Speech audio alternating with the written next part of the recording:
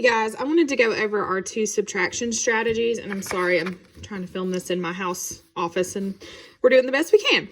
So we have NASCAR and we have borrowing, and I tell the kids they can use whatever strategy works best for them.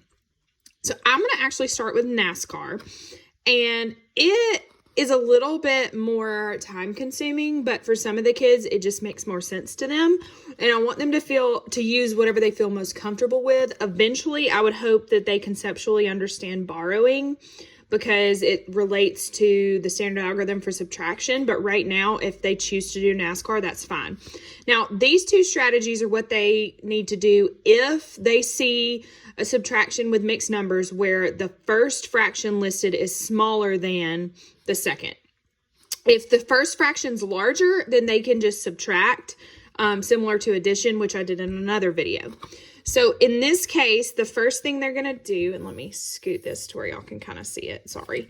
The first thing they're going to do, let's see, there we go, is they're going to make both of these fractions improper. So to do that, they're going to say whole number times denominator. So 6 times 3 is 18. And they're going to NASCAR it. And that's what I tell the kids to make it funny and silly. And so they're going to say 18 plus 1. And you can see I make them do like a little NASCAR track. And so then you take that 18 to the top. And so this becomes 19 thirds minus. And you do the same thing to this one. So 3 times 9 is going to be 27. And you're going to NASCAR it up, and we get 27 plus 5, which is 32. So then we get 32 ninths. So now we're just subtracting 2 fractions, and we need an LCD. I could list the multiples, but I already know that 3 is a factor of 9. So 9 is going to be my LCD. So 32 ninths is already set up for me, so I'm going to leave it be. So now I'm going to say, okay, 3 times 3 is 9. So now I need to do 19 times 3. And I want the kids in the habit of, that's not a multiplication fact I know in my head. So let me come to the side and solve it. So 19 times 3, 3 times 9 is 27. And that's going to be 3 times 1 plus 2 is 5. So we get 57 ninths minus 32 ninths. And again, just for kids attending to precision and showing their work, they're going to say, okay, 57 minus 32. 7 minus 2 is 5. 5 minus 3 is 2. So they should get 25 ninths. And that fraction is improper. And what I tell the kids is an improper fraction is just a fraction greater than 1. So to fix that, they divide the bottom to the top is what I tell them. So they're going to divide the numerator by the denominator. And so we're going to say 9 into 25. And I know that the closest I can get is going to be 9 times 2, which is 18. I'm going to subtract. And I'm left with 7. So my final answer should be 2 whole and 7 ninths. And I got that from 7 was my remainder, 9 was my original denominator. And I tell the kids that we always keep the same denominator, if you've heard them saying that. So that is the NASCAR strategy. And it got its name from, obviously, us making that little NASCAR track, so to speak. And it kind of sticks. They remember, they recognize that.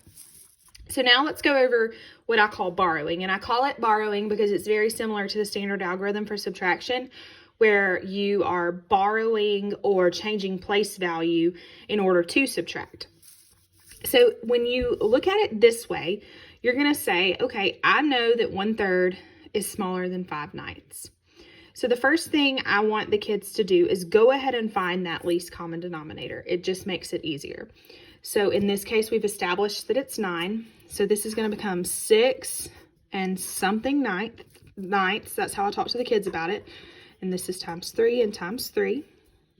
So 6 and 3 ninths minus 3 and 5 ninths.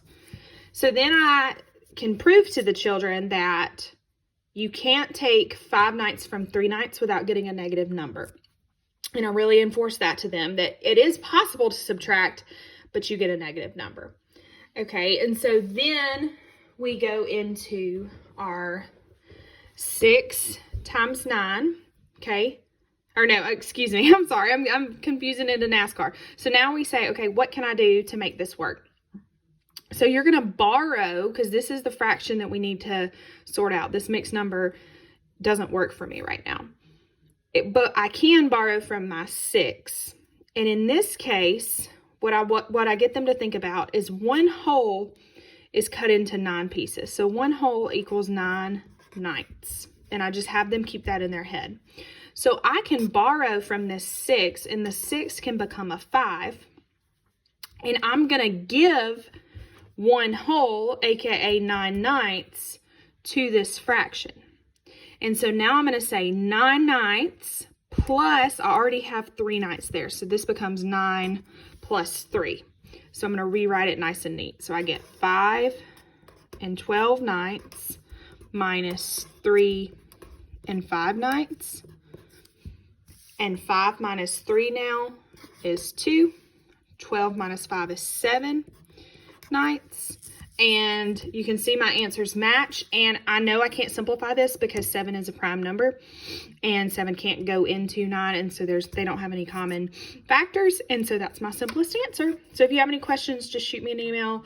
We'll continue to work on this, but this is a big part of their test on Friday. Thanks so much. Hope this helps. Bye.